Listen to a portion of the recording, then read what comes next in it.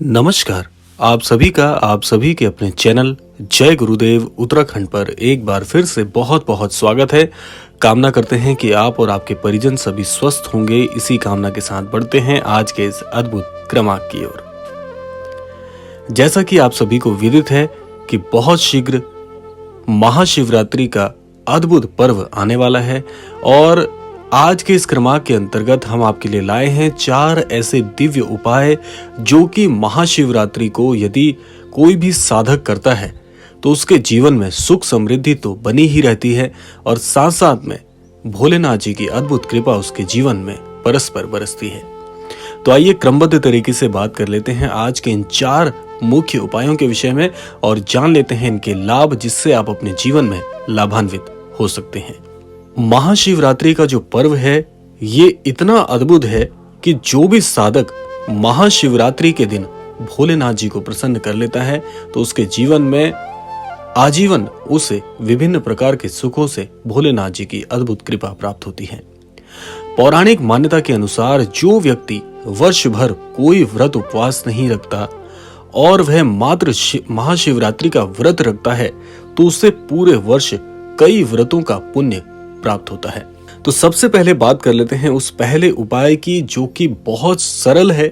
आप इस उपाय के द्वारा अपने जीवन में जिस भी कष्ट से अभी तक गुजर रहे थे, जो भी कष्ट, जिस भी किस्म का कष्ट अभी तक आपके जीवन में चल रहा था, उससे पूरी तरह से आपको निजात मिलेगी। अब आइए जानते हैं कि आपको उपाय क्या करना है। देखिए, उपाय बड़ा ही सरल है। आपको स्वच्छ जल में काले तिल मिलाकर जो भी नजदीकी आपके मंदिर स्थान पर शिवलिंग विराजमान है उस शिवलिंग का अभिषेक करना है और उस अभिषेक के साथ साथ आपको ओम नमः शिवाय मंत्र का जाप करना है।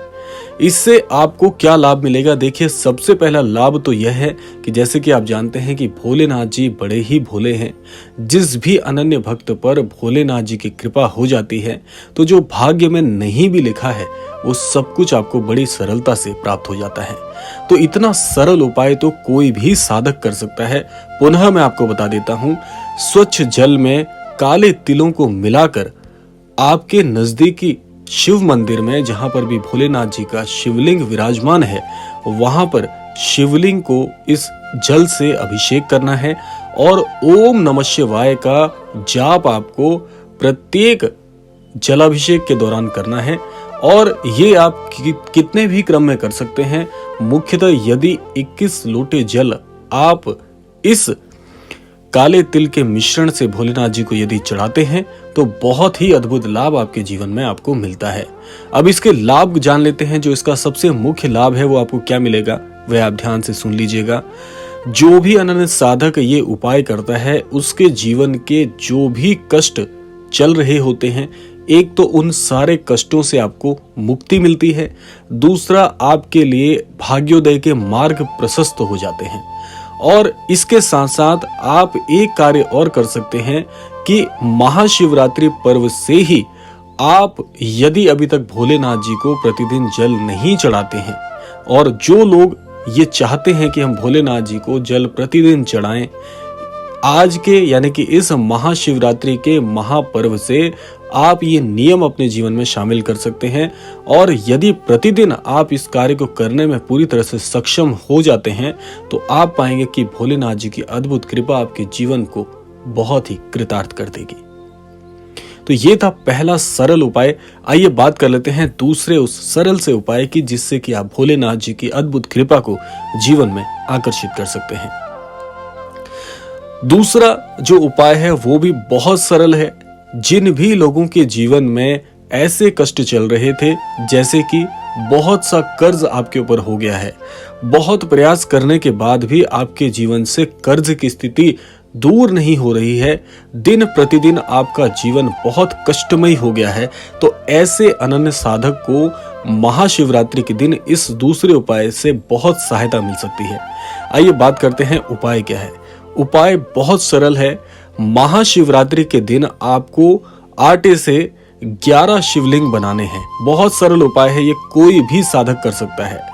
आपको आटे से 11 शिवलिंग बनाने हैं और 11 बार इनका जलाभिषेक करना है। जैसे कि मैंने आपको पहले बताया था कि जलाभिषेक में आप काले तिलों का यदि प्रयोग करते हैं तो बहुत बहुत ये सिद्ध उपाय हो जाता है। तो आपको क्या करना है, इन 11 छोटे छोटे शिवलिंगों पर आपको जलाभिषेक करना है और उसके पश्चात जहां पर भी आपके नजदीकी शिव मंदिर है वहां पर आप इन शिवलिंगों को समर्पित कर दीजिएगा। और एक चीज का आपको ध्यान रखना है कि हृदय में किसी भी प्रकार का कोई भी ऐसा भाव नहीं होना चाहिए कि आप केवल लाभ के विषय में सोच रहे हो। बड़े ध्यान से इस बात को आपको निभाना है कि सच्चे हृदय से ये उपाय यदि आप करते हैं तो भोलेनाथ जी महाशिवरात्रि के दिन से ही आपके जीवन से सारे कष्टों का हरण कर लेते हैं और आपको बहुत बहुत आशीर्वाद प्रदान करते हैं। तो ये था दूसरा उपाय। आइए बात कर लेते हैं तीसरे उस दिव्य उपाय की, जो कि बहुत बहुत सरल है। ये उपाय इतने सरल हैं कि कोई भी साधक इन उपायों को आसानी से कर सकता है। आइए बात करते हैं तीसरा वो सरल उपाय कौन सा है। सबसे पहले आपको बता दें, जिन लोगों के जीवन में ऐसा हो रहा है कि परीक्षा के बाद परीक्षा हो रही है, यानी कि आप बहुत मेहनत कर रहे हैं, आपको ऐसा लगता है कि आपने अपने जीवन में बहुत मेहनत की है और आज भी कर रहे हैं, लेकिन उस मेहनत के अनुरूप यदि जीवन में फल नहीं मिल रहा है तो ये उपाय ऐसे ही साधकों के लिए है। आइए उपाय सुन लेते हैं। उपाय क्या है कि महाशिवरात्रि पर आपको 21 बिल्व पत्रों पर चंदन से ओम नमः शिवाय लिखना है। बहुत सरल सा ये उपाय है कि आपको 21 बिल्व पत्र लेने हैं जो कि खंडित अवस्था में नहीं होने चाहिए, इस बात का ध्यान रखना है।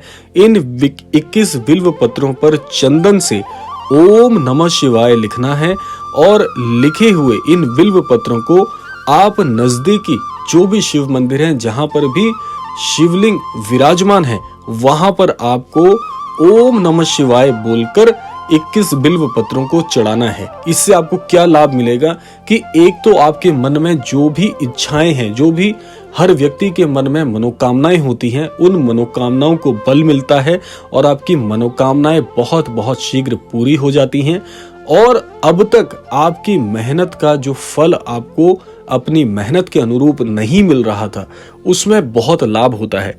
आपके हर प्रयास को बल मिलता है और आपके प्रयासों को बल मिलने के साथ साथ हर प्रयास में आपको सफलता का अनुभव होता है। ऐसी भोलेनाथ जी की कृपा आपके जीवन में होती है। आइए बात कर लेते हैं चौथे दिव्य उपाय की, जो कि आपको करना चाहिए। ये चौथा उपाय भी इतना सरल है कि इस सरल से उपाय से व्यक्ति अपने जीवन के हर कष्टों से पार पाके भोलेनाथ जी की अद्भुत कृपा को प्राप्त कर सकता है। आइए बात करते हैं इस उपाय के विषय में।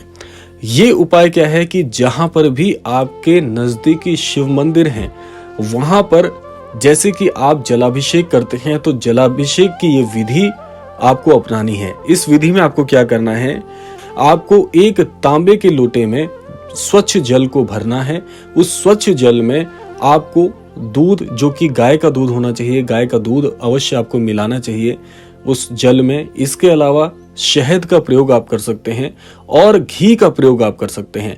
इनको आपको स्वच्छ जल में मिलाकर भोलेनाथ जी को आपको जल समर्पित करना है, जल चढ़ाना है। और प्रत्येक बार, जितने बार भी आप लोटे से जल चढ़ाएंगे, मुख से ओम नमः शिवाय अवश्य बोलना है।